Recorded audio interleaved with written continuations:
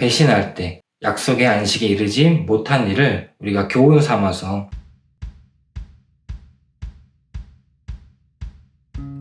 샬롬, 큐티하자입니다. 오늘은 히브리서 3장 7장부터 19장까지 말씀을 통해서 고집을 부린 이스라엘 백성들, 그것에 대한 결과, 그리고 우리의 자세에 대해서 한번 알아보고자 합니다. 그러므로 성령님도 이렇게 말씀하셨습니다. 오늘 그가 하시는 말씀에 귀를 기울여라. 이전에 광야에서 하나님을 시험하던 것처럼 고집을 부리지 말아라. 너희 조상들은 광야에서 40년 동안 내가 한 일을 보았다. 그러나 그들은 나를 떠보고 나의 인내를 시험하였다. 내가 분노하여 그들에게 그들이 충성하지도 않고 나의 길도 이해하지 못하는구나 라고 말했으며, 내가 노하여 맹세하기를 그들의 안식처가 될 약속의 땅에 결코 들어오지 못할 것이다 라고 하였다. 이것은 바로 성경에서 말하고 있는 것입니다. 오늘 그가 하시는 말씀에 귀를 기울여라. 예전에 광야에서 하나님을 시험하던 것처럼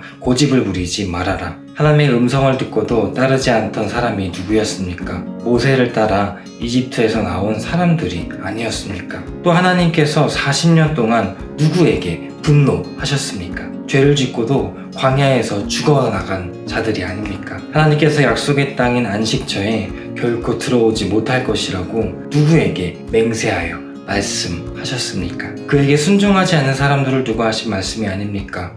우리는 그들이 믿지 않았기 때문에 하나님께서 약속하신 안식처에 들어가지 못했다는 것을 알 수 있습니다. 하나님은 늘 우리에게 말씀해 오셨습니다. 하나님의 말씀은 과거의 기록에 지나지 않거나 단지 미래를 위한 그런 문서가 아닙니다.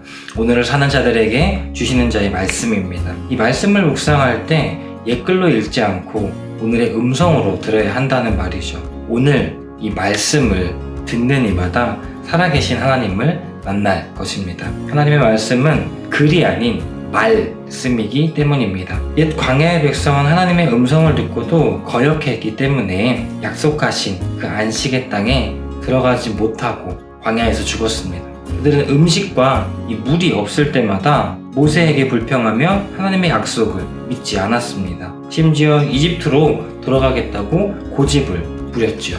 하나님이 일부러 이 구원해내신 백성을 고난의 불구덩이에 들어가게 하실 리 없습니다. 불편하고 고되더라도 그 길의 끝에 안식이 있기에 최선의 길로 인도하시는 것입니다. 구원의 여정에 올랐으나 안식에 이르기까지 가야 할 길이 있는 것이죠. 그렇다면 우리는 어떻게 기도해야 할까요? 오늘 들려주시는 주님의 음성을 우리의 마음에 품고 오늘을 살아가는 삶을 살아가게 해주세요. 지금 가는 길이 험난하고 고된 길일지라도 하나님이 최선의 길로 인도하시는 것을 믿습니다. 내가 하나님의 음성을 쫓아갑니다. 오늘 나에게 하시는 말씀을 내가 믿고 기억하고 따르기 원합니다. 라고 기도할 수 있을 것 같습니다. 옛날 이스라엘 백성이 광야에서 하나님의 약속을 잊어버리고 배신할 때 약속의 안식에 이르지 못한 일을 우리가 교훈 삼아서 오늘 나에게 말씀하시는 하나님의 그 말씀을 듣고 완악한 마음으로 거역하지 않는 삶을 살아야 할 것 같습니다. 오늘도 함께 묵상해 주셔서 감사합니다. 또 봬요.